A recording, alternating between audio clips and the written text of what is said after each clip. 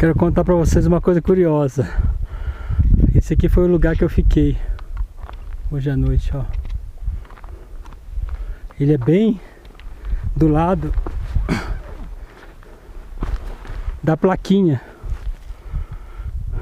Tá aqui, ó. Às vezes os últimos tem um pouco de sorte. Eu sou um cara que tem um pouco de sorte. Olha só que lugar maravilhoso. Cantinho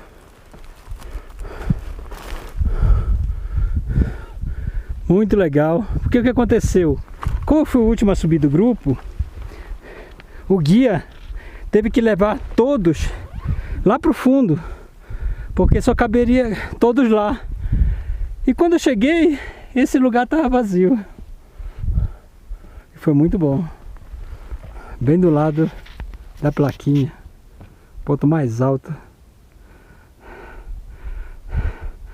dessa região.